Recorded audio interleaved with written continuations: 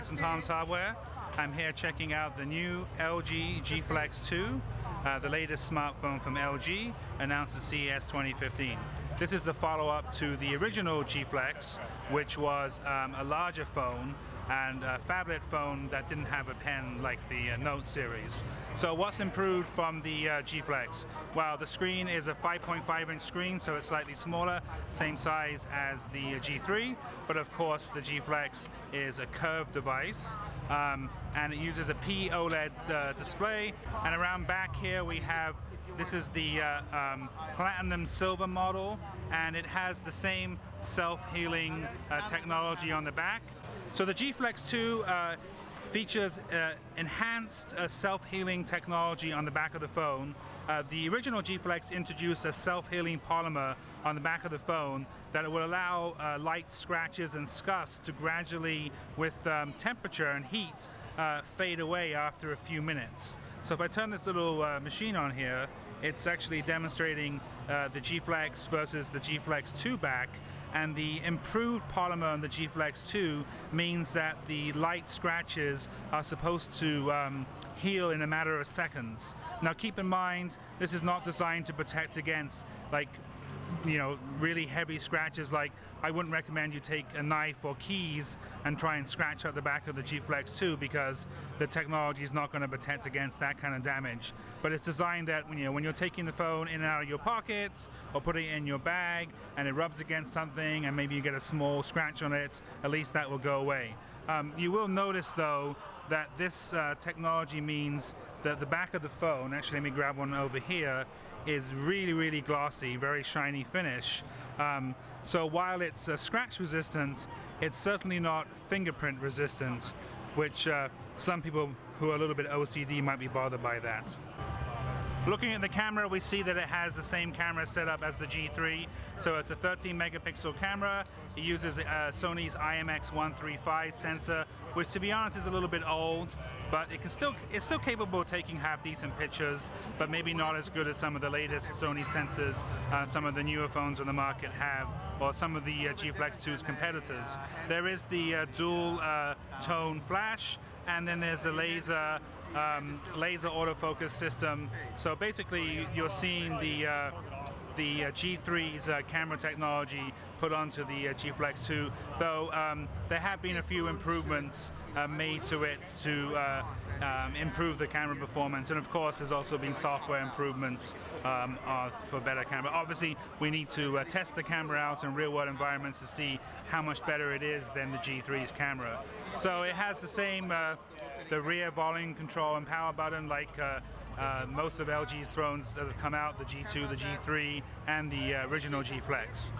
So the back of the G Flex 2 is removable, and you can see here that it uses a curved battery, but the battery is not removable.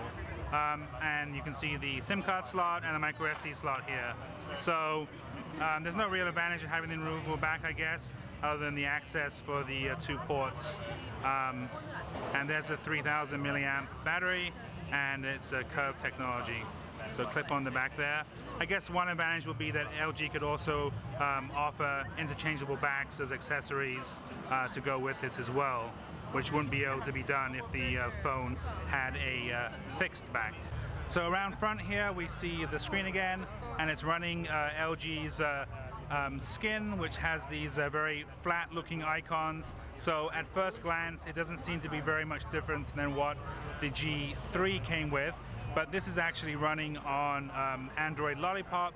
So we will see that it has the sort of Lollipop style notifications, the Lollipop style Android navigation buttons down here. Obviously it also takes advantage of the performance improvements that Lollipop has, and it is also a 64-bit capable OS. Other than that, there isn't actually that much difference between this and the G3 as far as software goes. It still has the same split screen mode. It still has the same actually it's not going to work because it doesn't have internet connection here, but if you go into the settings you'll see that it has things like the one-handed operation settings found in the G3. So very much the similar software experience to the G3. One new feature it has is a glance view mode, so if the screen is off, you're able to swipe down from the top of the screen and pull down a little and glanceable notifications. It can show things like email, the time, social notifications. So it's sort of a little bit like what's available on some other phones that have glanceable notifications on the lock screen. Though you do actually have to touch the screen. It's not like you can actually wave your hand over the screen of the phone. So that's on the software side of things. Now the big story with this device is, in actual fact, is the SoC is a Snapdragon 810. So it's the one of the first devices that will be available with the Snapdragon 810. It's going to be available in the Korean market in around February. So we actually might see this as the first phone to ship with Snapdragon 810. That is a 64-bit processor. It's an octa-core CPU. So it obviously Lollipop can take advantage of the 64-bit processor. And another thing about it, it has a 3000 milliamp battery.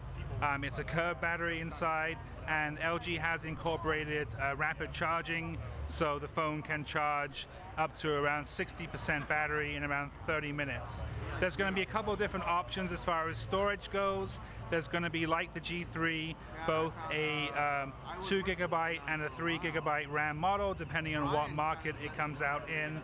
And there's also going to be available with either 16 or 32 GB of internal storage, though of course there is the micro SD slot that allows you to expand the memory.